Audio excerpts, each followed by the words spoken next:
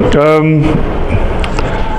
suppose the real question is, why is somebody who's late middle-aged, earth scientist, a geologist, why am I interested in really spending any time looking at island biology or island biogeography?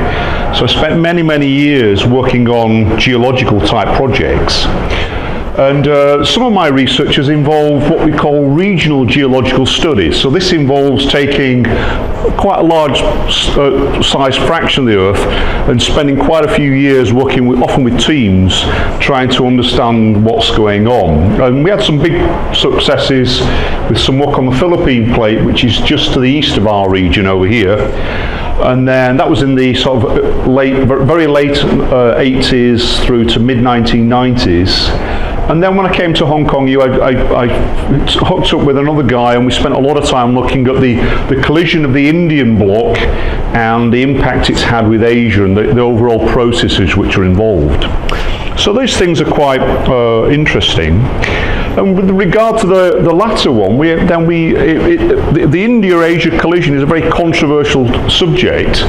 And in fact, it's probably almost too many scientists working on it now for there to be ever any consensus, because everybody in science has to provide a new story, and so it's like they're going for the scoop all the time, and it's actually going into a really weird state. So we've sort of backed off on this. But our idea was that in order to understand this particular collision, it was actually very simple. You just needed to understand, you needed to be able to answer 6 questions. And some of these involved actually going along the actual suture zone, which is actually in here, not at the edge of the Indian bloc, and looking at various geological evidence to see what was there. And then some of the other elements involve looking at a broader geophysical perspective, looking at how each of these blocks has moved and the various sizes of these things. Okay, now about the time I was doing this, I started to notice some biologists were using my work on this topic. And I thought, this is quite interesting, because now we can track who's citing you, who's using your work. So it's actually rather flattering to have somebody use you. So you go, well, I wonder what they're doing with it. And we can track them very easily. And so we had a series of papers which came out, and in fairly prestigious earth science journals, and we felt that we were making quite good progress with that. But then we started to look at the biologists and what they were doing with some of our work. So these are very simplified cartoons of the India bloc, and there are various proposals which are based entirely on biological data. So the biologists were sort of taking the broad geological framework and then throwing out all the arguments that geologists would use to make these. So they would add stuff. So some of them want, I think it's an earlier, one of them is India travelling a long period of time isolated. Another one involves India and some sort of land bridge into Africa. There's other ones where you've got, they're all sorts, they're all different, but most of these are actually daft, because you can't do this. We position continents on the Earth because we can see the ocean floor. Continents can't just be positioned willy-nilly. They actually leave traces. They leave their footprints in the ocean lithosphere, which is generated behind them. So you can't do this. And in some ways, the biologists were sort of, I liken it a little bit to like giving kids a sort of some pen and pencils and sort of saying, well, make a map of the world. And it was as basic as that. And what they would do is they'd often ignore the key motion parameter information, or they put the blocks where they like to put the blocks to explain the biology. Or they'd also think about the blocks in terms of the continental blocks are quite different to continents. A continent is where the land-sea interface is. The edge of the South China block is 200 kilometres that way. The edge of South China is down at Repulse Bay, so there's a big difference between the two, often the block edges, and so they often didn't accommodate paleo-shoreline positions, the shorelines in the past.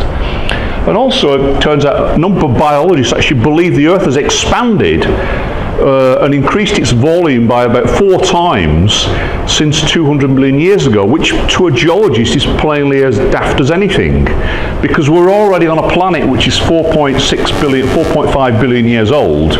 Why in the last 200 million years would it decide to grow really, really rapidly? And that is just to explain the biology.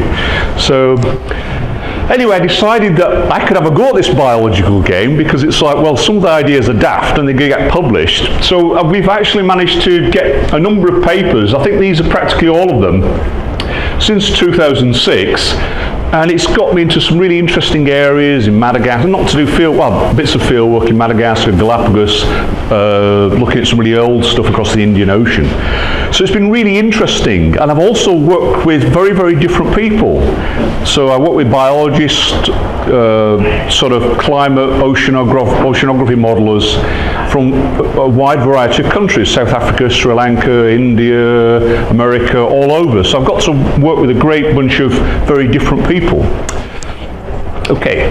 Anyway, I'm particularly interested, what I find really interesting about biologists is how are these landlocked animals and their presence on remote islands, because it's very, very difficult to get these organisms to these islands. And there's some great systems that we can look at, so things like the Canaries, Madagascar, New Caledonia, the area around where we are, just the south and east, Hawaii, New Zealand. These are really, really interesting places, how these animals get to these remote locations and what they do subsequently.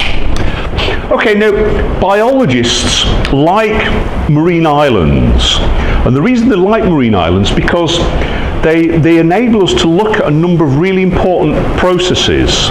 Yeah, so we can actually understand how biology works, and it means that the other issue is that they've got a very, very limited number of variables, so they're very much more simple systems, and they've got very, very clearly defined boundaries. Where if you go to a continent, it's, well, where does the edge of my laboratory stop? Is it the Yangtze River? Is it the Yellow River? Is it the Ural Mountains? So we don't have these boundaries in place.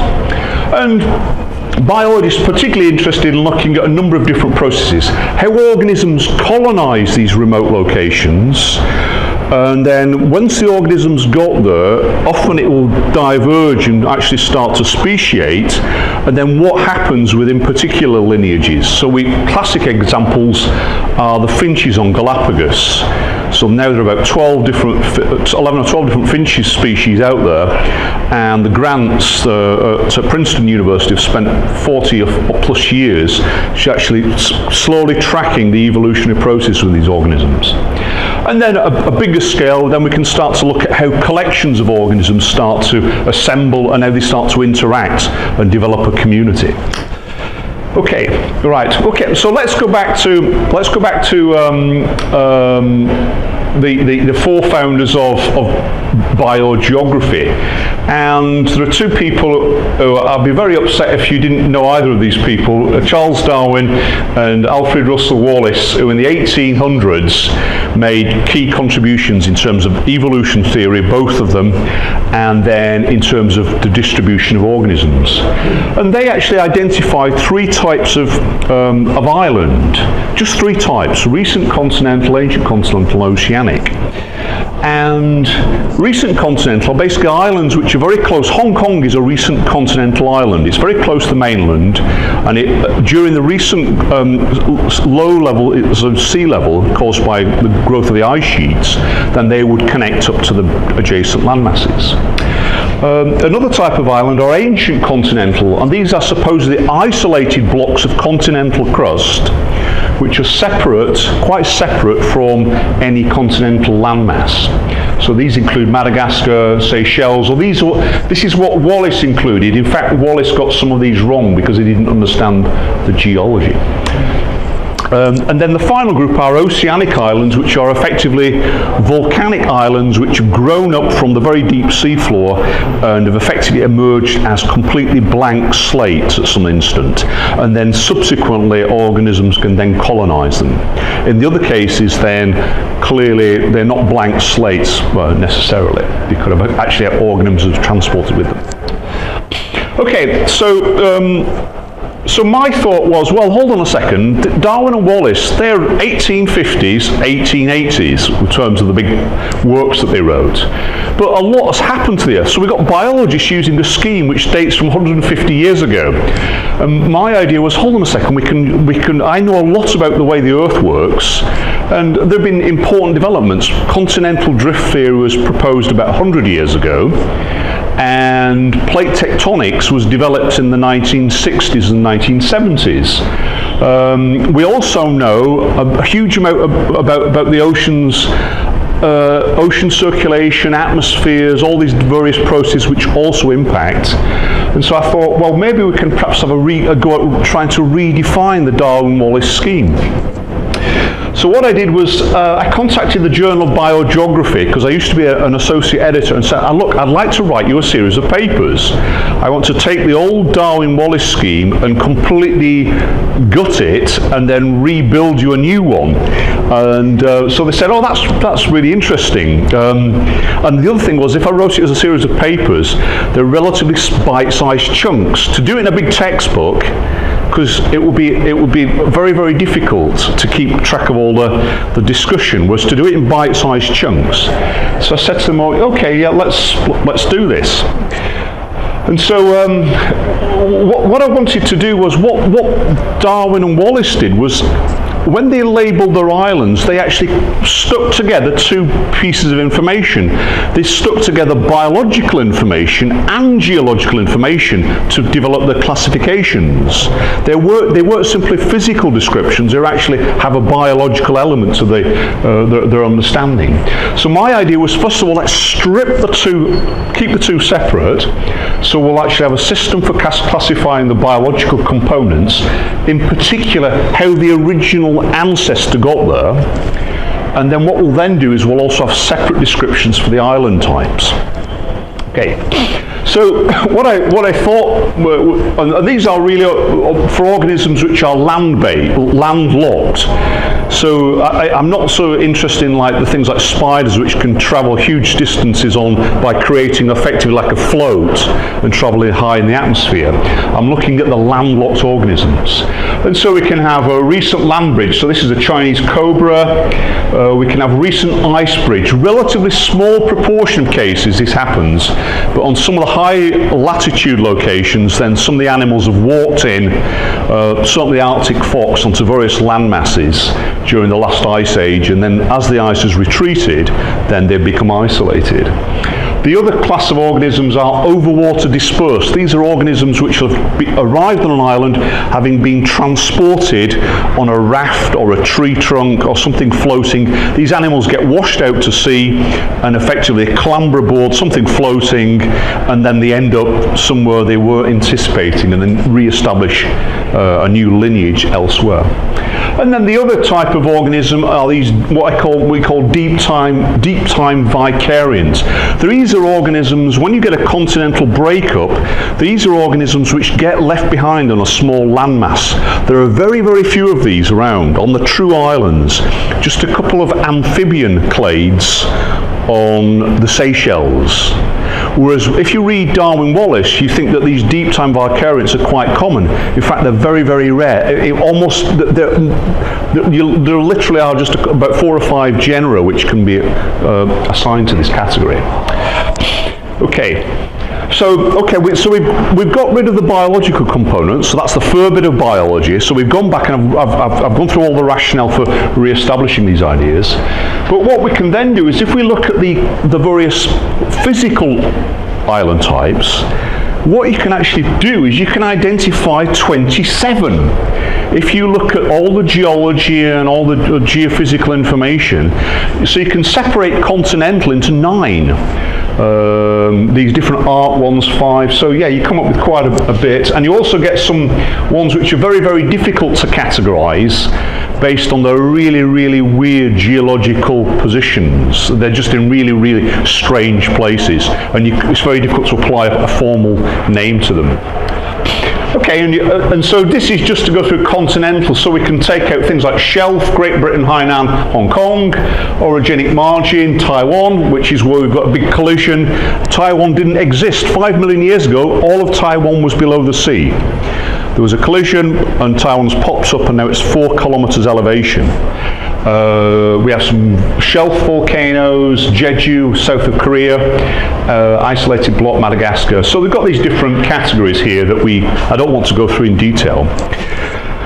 So when I describe the islands, and I'll go through this particular, as I'm building up this series of articles, then in all cases I'll try to look at the plate tectonic setting for these things. So it's a very, very detailed geological sort of analysis. I want to understand how each of these islands function. This is Taiwan. This is a sort of a view of Taiwan. Taipei will be up here, and Kaohsiung will be over here. Hong Kong will be about here. And the island of Taiwan is relatively short, but due to the tectonic configuration, in about 8 million years' time, the landmass that is Taiwan today will be parked outside off Hong Kong, and these areas will be we will then be at 4 kilometers high. So the island is basically collapsing at the back, and as this Philippine plate migrates in and slams into this contour, this margin here, then the whole of this island, Taiwan is a little bit like a tortoise.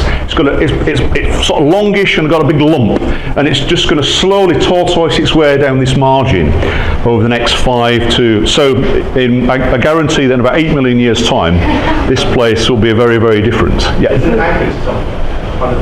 No, it's basically well, what's happened is there's an arc on the Philippine plate shown with this dash line, and this arc, as this ocean floor here, the South China Sea, gets consumed, this arc overrides it, and it starts to push up the continental margin. All plates moving over that. Yeah, so it's just slowly coming into the region. So actually that figure took me ages to make, to get all the perspective right, and there's several people have done it before, something similar, but I think I've got the best one out there at the moment ever. So took bloody ages to do. Right, okay. So I also look at the geological record. This is a record from these islands in southwest of southern Sumatra, and what I'm particularly interested is there's a series of geological formations on all of these islands which are marine. They are marine limestones, and those marine limestones only ceased accumulating about 2.6 million years ago. So those islands didn't exist 2.6 million years ago. It's only since that time that they popped up. So another piece of geological information. This diagram shows a whole series of circles, and the different colours represent the different thicknesses for the ocean of the crust. So we can see the reds and some of these yellow whites over here. This obviously on a paper image will look better, but we can then start to understand the different thicknesses of the crust. So oceanic crust is only about 6 kilometers thick, and it's much denser, so sits lower, whereas continental crust is much lower density, much thicker, so it sits higher. So the continental crust is about 40 kilometers, oceanic crust, the crust here is at 30 kilometers, because we're right at the very edge of the South China block. Okay. We can look at volcanoes. Volcanoes, not only do they create land, but also if you have explosive eruptions, then they can also destroy life and wipe large chunks of life out. We can also look at basic geography. Steve will appreciate this. This is a map showing the Galapagos, and the standard international unit for areas, smallish areas, is either Belgium or Wales, the countries of Wales. So what I did was I took all the islands of Galapagos, very carefully maintained the scaling, and then dumped all of Galapagos into Wales. If you pack them really carefully and cut them all to bits, you can get 2 and a bit Galapagoses into Wales, because there's lots of space in there as well. But anyway, what else? We can look at the physiographic configuration. So we can look at the seabed and look at where there might be potential connections, areas where there might be shallow seabed, areas where there must be very, very deep seabed. So, and then we can also look at the impacts of recent sea level fluctuations, So this is the record going back to 1 million years of sea levels. So this is the present at 0, but we can see regularly every 100,000 years, very roughly, then sea level falls to between about -90 and about -125 meters below the present.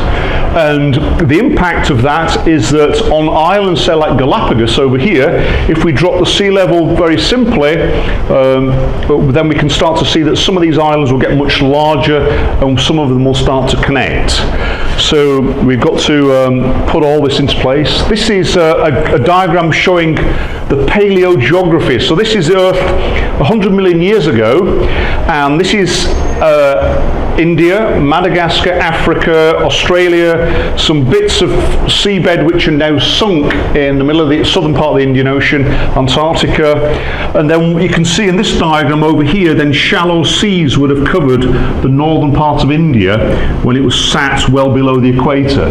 So clearly, if you're looking at land animals, then you need to know where your shoreline is.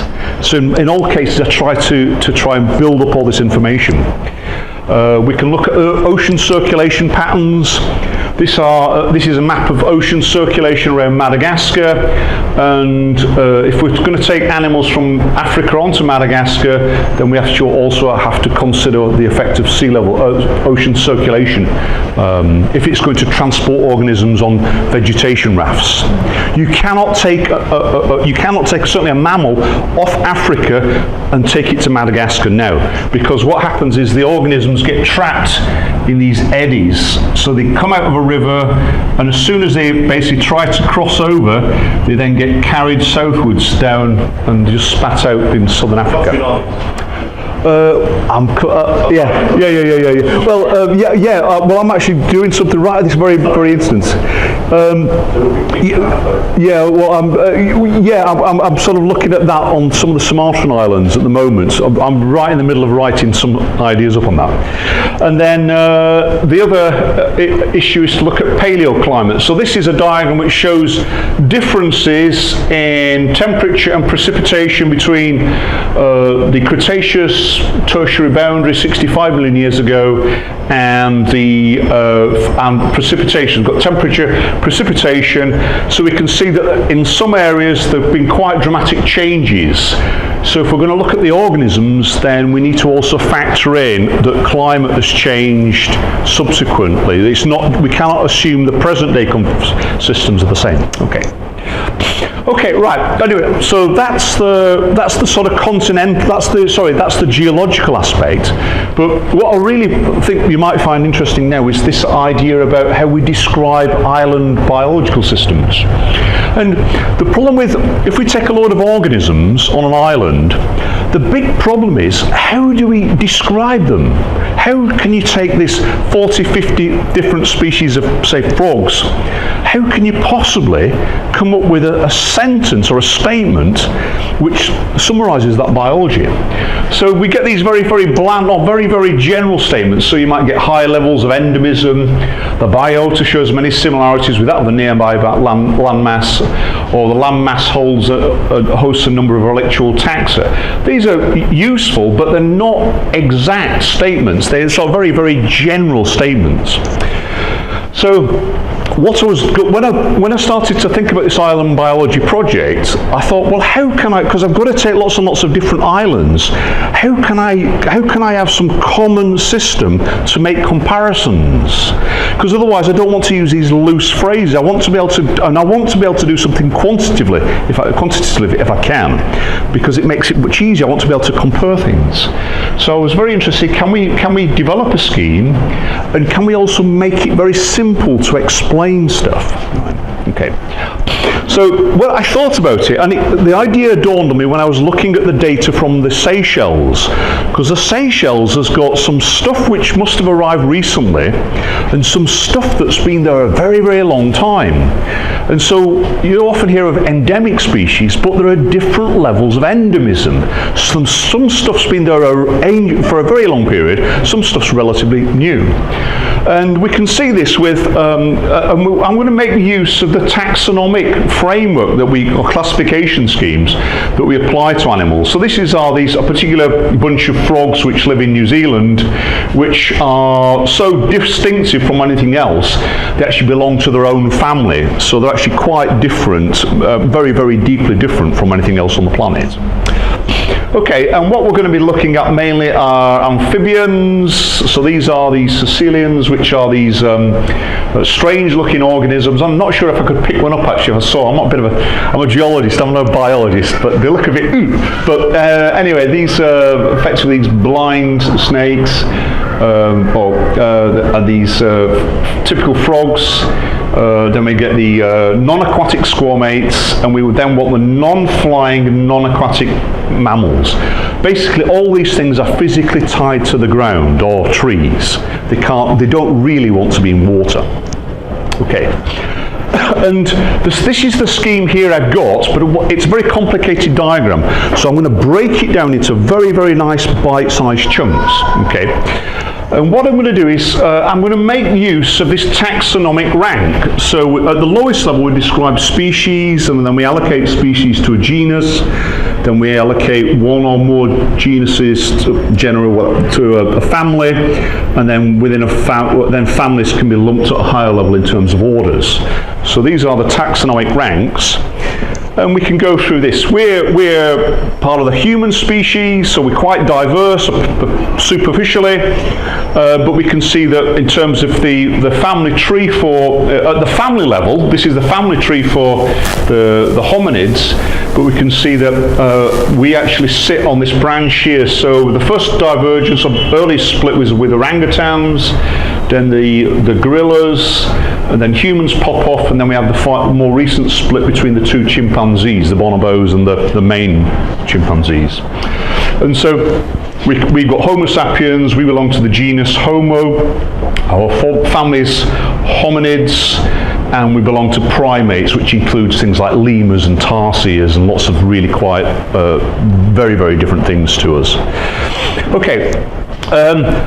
Now on these diagrams I'm not going to attempt to portray non-endemic species because they're just stuff that's on the mainland. What I want to do is go through and show you the other stuff. So our classification, I identify a series of different types: type 1, type 2, type 3, type 4, So type 1 is a single endemic species. So this is basically an organism which is just about flipped, so it's just about transitioned and diverged from its mainland counterparts. The next stage, or the next long, type 3 is multiple endemic species. It could be 2 or it could be 150, but this is the earliest, this is the next split. But these belong to a genus whose origins are elsewhere. So something's come in fairly recently, and we've either got we've got type 2, a single representative, or type 3, multiple representatives. Right, the next stage is we're going to go to a genus which is endemic to the island. So we're going to type 4, type 5, type 6. So in this particular one, type 4 is a single species from an endemic genus from a family, but the family is elsewhere. And then we have multiple species from an endemic genus, and then we actually have type 6 are multiple endemic genera. Okay, so we're slowly building up our tree, and then our next level is the type 7 is a single endemic family, or type 8 is multiple endemic families, but these have their origins elsewhere. So the order is off the island. I did actually, until a few weeks ago, I thought there was one order of mammal on Madagascar which was endemic, but it turns out some more recent molecular clock which I hadn't been aware of indicates in fact they're actually nested within another group of organisms. So it's a slightly strange looking animal. It looks a bit like an anteater, and it's just known from subfossils, not from 2,000 or 3,000 years old. So it's modern, but it just was killed off by the humans, and they were butchered them, but they've extracted DNA material from this. And then I don't think there is a single endemic order, but it's always useful to define it rather than somebody coming along in a few years' time going, we've got one, I'm going to make it type 9. I'll go, well, I've told you what it should be anyway. So, but the actual labelling system's quite logical. I mean, you could go, I mean, nothing would be endemic above an order. It's impossible. Right. Okay. So that's our lineage classification. Right. So other rules. Okay. Sometimes you may get on an island congeners, so they're from the same genus, make multiple colonizations of an island. So in order to simplify things, I take the the highest ranking one of those. So in effect, it would either be a 2 or a 3, and there could be 6 of those, but I will just take one of them because I've got to because some organisms are much better at doing these overwater journeys, and it will get swamped by those. I've written the paper sort of saying, if you want to do it your way, feel free, because otherwise some people get really picky and say, well, I'd like to do it this way. So if you'd like to do it your way, you can do it your way, but my suggestion is you do it this way. And the other idea about not including all organisms, because if you have to include everything, is that a lot of the organisms aren't necessarily in a phylogenetic tree. Maybe 50 or 60% of them are. So you can generally work out whether it's type 2 or type 3. But if you try to accommodate everything, it would never happen, because you'd always be left over with like 4 or 5 organisms from a genus which were not in a tree. And so at that stage, you'd have to sort of say, well, we've got to stop. We can't carry on because we don't know this information. Whereas this enables you to carry on and not get stuck in that. And you can see, there's a very good example here. These what we call, the shortened name is spherogeckos on Hispaniola, one of the islands in the Caribbean. And if we go through, there are something like 24 species on the island, but only I think about 11 of them are in a major super tree. So you've got 13 of these organisms which should just immediately stop you processing them. But they're all, the highest they ever get is type 3. There's just lots of type 3s. I'll flip through on that. Okay. Right, so we've got our different types. Yeah. So what we can then do is we can do something, we can take those types and assemble them, right? And what I do is I generate a 7-digit, right, a number chain comprising 7 numbers. So this number, which is shown in bold, is the total number of lineages on the island, the process lineages. And we have 8% are type 1, 17% are type 2, 42% are type 3, 33% are type 4. Okay, so we can then turn, we've now turned a huge amount of information into a number, right? Very somewhat simplistic, okay? And we can see that Hainan Island, just down the coast, he's got 88% type 1s, 6% type 2 and 6% type 3. So it's effectively dominated, as you would expect, by mainland forms. If we go down to New Caledonia in north of New Zealand, which is 1,200 kilometres away and has been isolated for a very long period of time, we can see that the telephone number for there is very, very different. So we have some type 2s, 11%, type 4s, 11%, but it's dominated by type 5s and type 6s, right? So these are very, very different. So we can then take that number and compare it to that and go, these are quite different assemblages, but we don't need to use clumsy jargon statements to make that case. Okay, right, so we can then also turn the data into a plot. So in this particular example over here, what I do is, this is type 1, 2, 3, 4, 5, 6. This is for the island of Socotra, and we can see that it's dominated by type 3s, some type 2s, no type 1s, and of type 5. So we can then start to develop these spectrum, okay, and we can then start to use these different plots to compare for different islands. Anyway, let's show you a few different examples.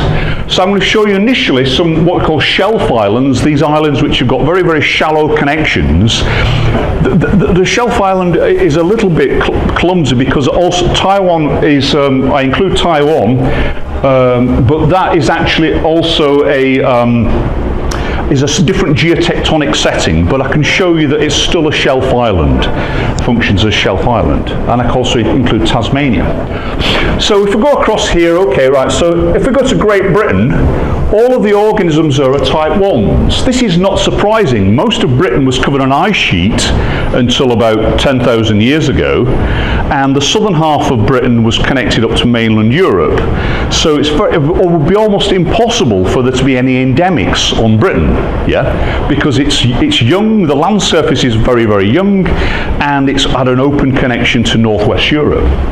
If we go to Hainan, then we start to see effectively a similar sort of pattern. It's dominated by type 1s. Now if we go to Tasmania, Tasmania is quite interesting. It's got mainly type 1s, but there's a really weird bunch of skinks on Taiwan called snow skinks. Most reptiles do not like cold conditions, but on Taiwan there's like multiple, I'm not sure what the class, multiple species within an endemic genus which live in these very relatively cold, fairly harsh, non-reptile type conditions. Sri Lanka, though, is really, really bizarre, because Sri Lanka is only separated from southern India by sea level, but by seabed, which is less than 20 meters deep. So most of the time, it's connected to southern India, right?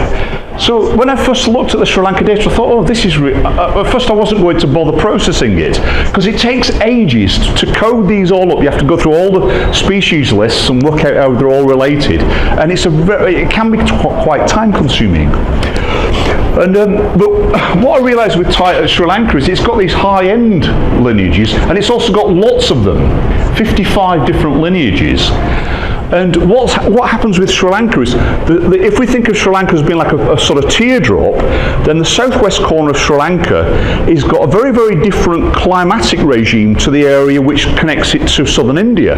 So all these organisms in the south, right in the southwest, are effectively isolated from the rest of India. So you get huge diversity growth in this southern corner, and then it's all sort of isolated, quarantined from the rest of India. So it becomes very, very different. Yeah, and so as I say, I thought, oh, okay, like Sri Lanka looks interesting, and I thought, oh my God, I've got to whack through all this data. But then at the end, it was like, wow, this is really cool. Yeah, so sometimes when you're doing science, you've got to keep going. You can't just back off. You've got to know the answer. Okay, right. Let's look at now some different sorts of islands. These are oceanic islands, islands which are formed from volcanoes, which have grown on the deep seafloor. And so these islands are brand new. These islands have never been connected to anything. And what we can see for Montserrat, which is in the Caribbean, is it's dominated by type 1s and type 2s. But the islands are very young. If the island is young, then you don't have time for genetic diversity, distinctiveness to take place. So you're inevitably going to have low-end lineages. Mauritius is a little bit older. I think Montserrat is about 2 or 3 million years old. Mauritius is 8 million years old, and it's very large. Also, large islands have lots of physical space, lots of different little niches to go into. So Mauritius, which is very, very unusual for an ocean island, it's got some high-end stuff as well. And Galapagos is a bit weird. It's theoretically got it's got the iguanas, the land iguanas actually form two separate, there are two genera. One's a land iguanas, one's a marine iguanas, and they're separated at the genus level. But I'm not sure if that's really, it's difficult to call this because you actually get hybrids. So now I think the hybrids are not really valid in terms of reproducibility, but they still must be close enough for them to actually create, offspring. So but anyway, that's the biologists have classified them in that. The other thing to remember is if your biologists make, say, a mistake on one, let's say in that instance, if you've got a big enough pool of data, then the odd one data point is not going to sink the boat. Yeah, we just live with that. Yeah. Okay, Right, okay, so let's now look at islands with continental basements. So we're going to go across to Socotra, Seychelles, New Caledonia. Right, okay, and what we can see here is Socotra, which has only been exposed for about 15 million years, is a little bit attached to the Horn of Africa. So again, it's a sort of middling lineages, but with some 4s and 5s. But now we go to New Caledonia, and we can see that we're going right to the top end. So New Caledonia is very, very different to, say, Taiwan or Hainan Island. Hainan Island was 100% down, or 86% down here. And if we go across to Seychelles, then we end up with some fairly high-end stuff. Clearly, some stuff has been migrating in. These are these amphibians, I think 2 amphibian clades and 2 reptile clades, which have been there a very long time. But there must have been some incomers much more recently, because these are relatively low distinctiveness down here. Okay. Right, so, okay, other things, I'll skip through this because it's, right. Okay, let's skip through this, right. Now, what I want to do next is I want to show, so what I've done is, in most cases, I've lumped perhaps all the squamates, the non-aquatic squamates and the amphibians together. In a few cases where we have really good data sets, we can then start to look at the different animal groups. So what I've got is I've got data from Taiwan and Madagascar, and we can then start to compare the responses for different groups. You know, are the reptiles the same as the mammals, or are there clear differences? So now the other thing is, on these plots I've extended them, so instead of stopping at 6, I've taken them up to 9. Madagascar's up to 8, but I've taken it up to 9, and I've plotted the Taiwan data at the same scale, with the same y-axis. Okay, now, if we look at Taiwan, we can see that these are for the mammals, the squamates and the amphibians. You can see that broadly speaking, they're similar sorts of plots. Clearly everything's dominated by type 1s, because Taiwan is young and the seabed gets exposed when we have sea level lows. But what becomes interesting with the amphibians is the amphibians are getting a little bit more different. And what happens, I think what happens on Taiwan is, because you can't really have 4s and 5s and 6s on Taiwan, there hasn't been enough time, because Taiwan has only existed for 5 million years. And what happens on Taiwan is, the organisms, as they crossed over, right, it's up to 4 kilometres high, just under 4 kilometres high, and the organisms head off up the hills where it's cold, and then start to differentiate relative to the mainland counterparts. On the mainland of China, then the highest elevations are only a kilometre, whereas on Taiwan you can go up to 4 kilometres. So they're very, very distinctive environments. Now, the thing about the amphibians is, reptiles need high temperatures to function, yeah? Whereas amphibians don't. So the amphibians can go up the hills, and if they get to 2 peaks, they can separate, they can physically, one goes that way, one goes that way, and because the populations would then be isolated, then they can start to diverge, so you can build up distinctiveness or differentiation, whereas your reptiles are kept at lower elevations, and so they aren't physically isolated. And I think that's probably the easiest explanation to recognise between these. So we can see broadly similar patterns, but there are some differences. The different groups are responding differently. So, right, okay, now if we go down to Madagascar, what we can then see, again I've plotted mammals, squamates, amphibians, and we can see somewhat different. They've all got some fairly high-end stuff, but the mammals, the lowest high-end stuff is at 6, yeah? Whereas with the squamates, it goes down to 1.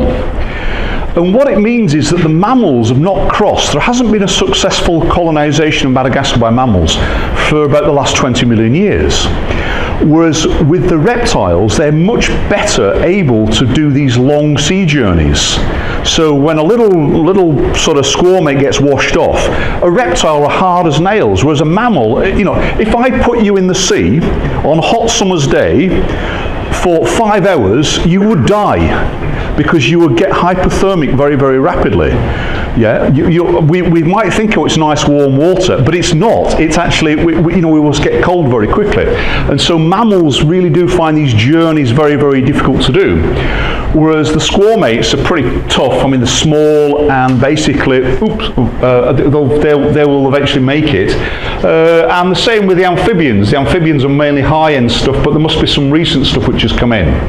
The problem with when you start to see some of these, though, it's always very difficult to work out whether they're introduced. So you've got to rely on the biologists. The biologists will often pull them out and say they're likely to introduce because they're often found around sort of poor areas and this sort of stuff. Or where the organism is found on the island, again, it's often found in a port area, not widely spread across the island. So you've got to rely on the biologists to sort of make some clever calls for you. Right, okay, so I think we've got a scheme that sort of works. Okay, we can start to see, I like to do this, sort of Simalua, Sri Lanka, Socotra, Seychelles, and we can start to see the different telephone codes. This has got dominated by low end, Sri Lanka's sort of got some lowish stuff, but some high end stuff. Socotra has got, and we're getting progressively higher end stuff. So this coding system is pretty neat, but the thing is now we can make very, very nice sharp statements. So I can say about Simalua, the suite comprises primarily type 1s, but low-level differentiation has taken place within a small number of lineages. So instead of all these really complicated phrases, we can nail it in one sentence. And we can go to Seychelles, the landmass, which was isolated in at the end Cretaceous, or in the end Cretaceous, is dominated by high-end lineages, including 4 type Cs. So we've got a nice way to, it's not so cumbersome, it's much more user-friendly.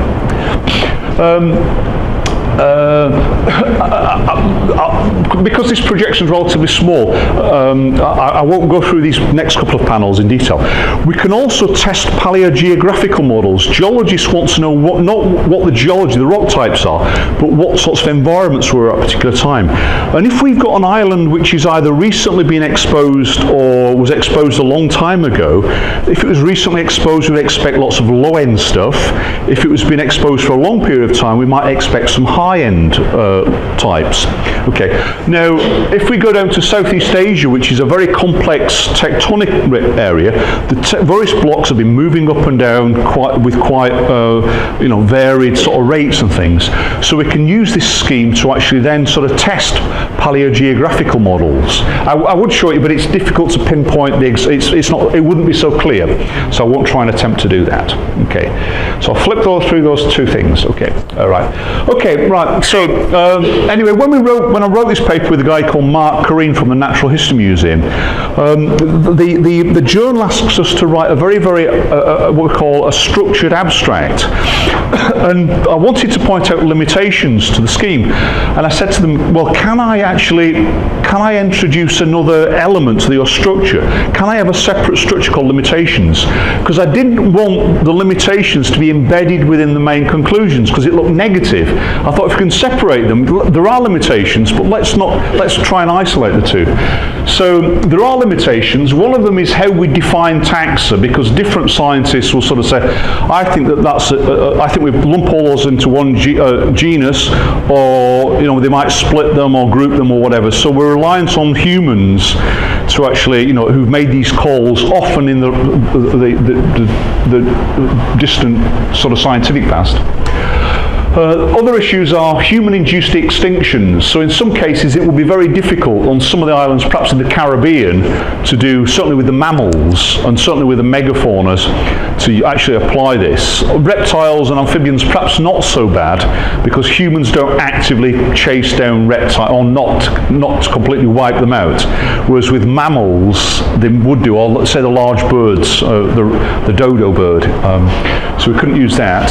There are other issues of introduced species, particularly in the Mediterranean basin, where you've got relatively short distances between the islands, and humans have been sailing the Mediterranean for thousands of years, and it's inevitable that lots of species have been transported by humans into these areas. So it would be very, very difficult to apply it to the Mediterranean. You could try, you probably just have to sort of say, well, we'll ignore any type 1s. If there's a type 6 on an island, it's not there by chance, it's real. Whereas if you've got lots of type 1s, then there's a good chance we can just ditch those. Yeah. And the other issue is determining where some of the lineages on some of the islands. If you go to the Ryukyu Islands, just up from Taiwan, then it's very, very difficult. You might have endemics on a particular island, but it's very difficult to work out what is the source island. So you're not quite sure where the differentiation took place. So it can be tricky. There are ways around it, but you might have to work with like sort of filtered data sets. Okay, so those are the limitations. Right, the final issue is conservation. This is a diagram which shows effectively these biological hotspots, and this is where we have high levels of endemism which are under tremendous stress from human activity. Yeah, so we've got a very valuable resource, but it's very, very threatened. Okay, so now what I suggest that we can do is the scheme we've got enables us to demonstrate fairly rapidly the potential value of each of these particular areas. Yeah, because you can see once you've explained this particular plot, particularly this one or the one on New Caledonia over here, then you can sort of say, well, to make the biology on New Caledonia takes you 40 million years. Yeah. You can't just go and wreck it. Yeah, this is a really, really old biology. Paradoxically, the young biology wouldn't take you long to recreate. I mean, things like if you were to go to Galapagos, you can rebuild Galapagos biology in no time. And in fact, this is a very controversial idea. My idea actually is there is actually the organisms which get to islands tend never to recolonize existing land masses. They never back colonize.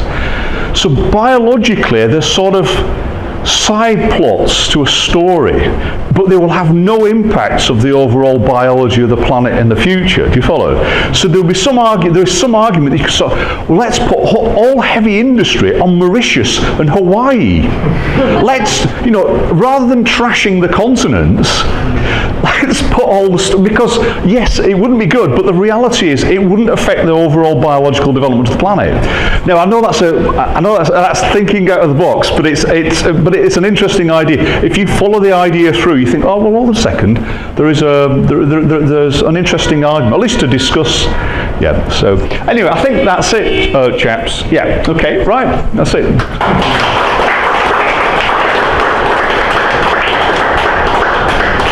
So if you've got any questions, I'll try my best to answer them. Yeah? Mike. It's Mike, yeah? Ken. Sorry, Ken. How long will it take to switch between type 1 to type 2, type 2 to type 3? Roughly how many millions of years? Well, the thing about with islands, if they're fully empty, then evolution can be quite rapid. So it could be fairly. If it's a fairly empty spot, then I would think of the order of perhaps 500,000 years. I think if you're on continents, it may take somewhat longer because you've got all this competition is hemming you in. So it's very difficult to become different because not only are you competing with your conspecifics, but you're also competing with other organisms. Well, I would go against that. I would buy the other side of it. Yep. With intense competition, you have to differentiate in order to survive. Right. So. Yeah, but you might just oscillate about. I'm not an evolution biologist. I mean, if you look at the data, I would say that in terms of the different ages of the islands, I think you're probably talking of the order of. Well, you see with Galapagos, it's quite young, so you have got some differentiation, perhaps maybe 250,000 years, 500,000 years. It will be, I'm not sure what the molecular clocks tell us. It's surprising because Galapagos seems to be so famous for its differentiation, its diversity. Yeah. We're so young. Well, but the islands are I think they're very different environments on each of the islands. So as soon as you can get to one island, then automatically you're confronted with a different set of problems, and so you're then going to start doing different things. Yes, so you are going to split. But I'm not sure if these are just like physical appearances, or in some cases it's true genetic differentiation. So you know, clearly with if you look at the the two iguanas on Galapagos, they look very, very different and occupy very different sorts of environments. But the notion that periodically they will actually produce hybrids is, you know, it sort of tells you they must be still relatively close. But the thing about the iguanas is that the iguanas didn't land on the existing islands. They must have landed on an earlier island, because the separation from the South American counterparts is 10 million years. The oldest islands on Galapagos are about 4. But what happens is, to the east of Galapagos are in fact a series of sunken islands, which we know because we dredged them, and they've recovered cobbles, rounded pebbles, and those rounded pebbles can only be rounded on a beach. So, and then we can date that ancient landmass. So, and also the molecular clocks are supportive of that from the iguanas, where all the other stuff that's got there is much younger and very similar to the mainland forms. Yeah. You said this has been resubmitted? Yes. Yeah. So what's the reception? I mean, you're a geologist, essentially. Bringing your knowledge of the movements of the plates to a biological field. Well, how do biologists receive your? Generally, they're all right about it. Yeah. Well, the two comments were, "Oh, this is quite clever," or "This is." Yeah, I think both comments were like, "Oh, this is quite a clever idea." But I think the reason why nobody else has thought about it, that's why I said stupidly simple, is the fact that most biologists work on one island system. So they'll go and do it to death. And very rarely will they actually spend any time looking in detail at another island system, maybe perhaps semi-related organisms. So they don't need to think like that. Whereas for me, what I wanted to do is have a scheme where I could sort of take an island and sort of say, make it easy to digest, a nice simple plot, numbers, and something which would be enable you to do these comparisons. So you can then compare Taiwan with, like I say, New Caledonia, and you can show they're very, very different. And they're very, very different for quite logical reasons, you know, from a geological perspective rather than it. Whereas normally it's just endemics. Well, there are endemics, and then there are endemics, yeah. And so, yeah.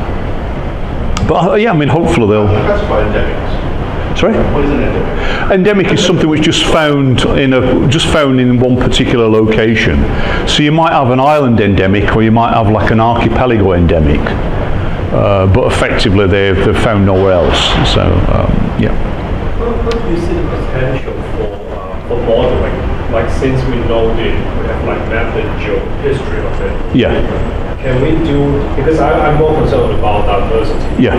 So with the information that we have, can we predict the future? Like because we know the land is drifting. Yeah. And we know there's like a certain few models already on the types of things to be digested. You know.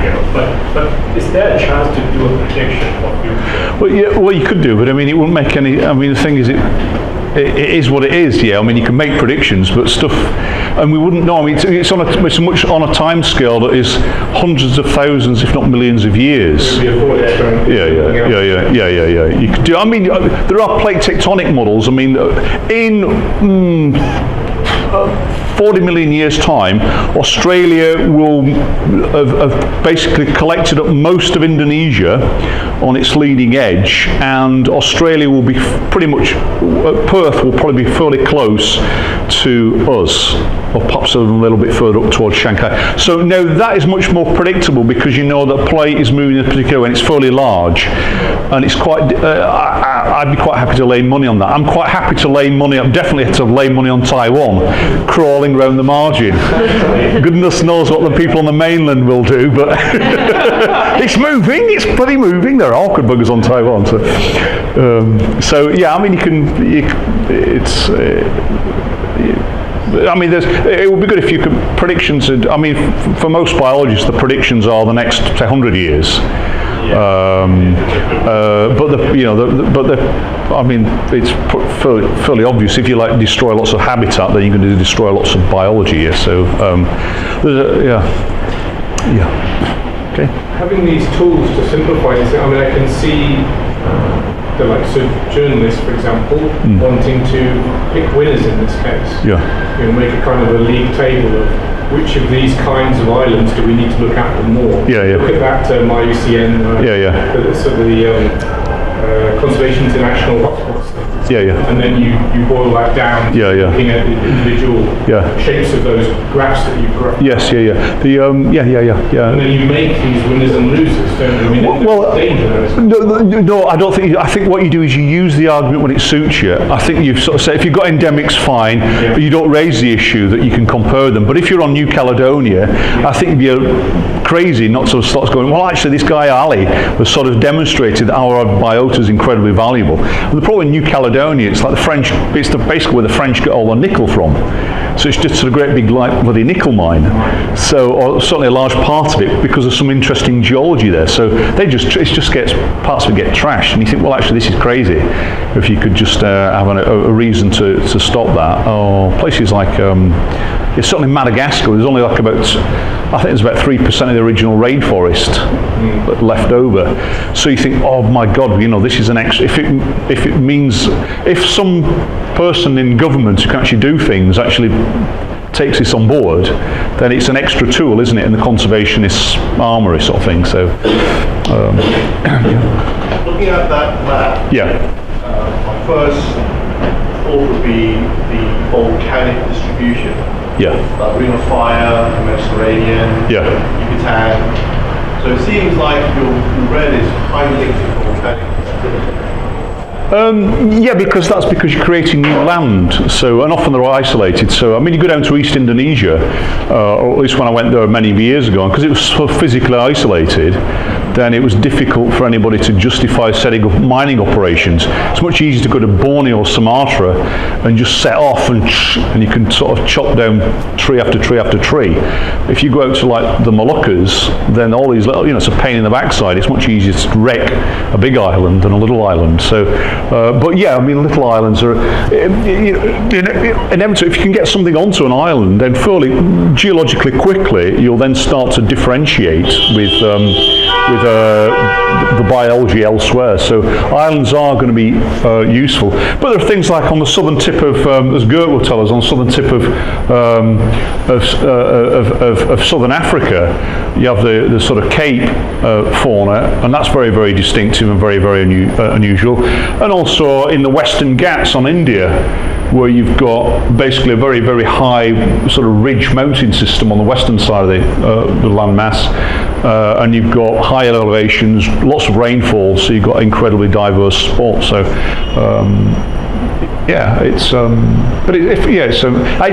I didn't set out to do a conservation thing, but in a paper, certainly for a geologist, if you can get into bed with the biologists and like, oh, he understands what we're after, then it's all, and I think there's some validity to it. So if they can use it, that would be great.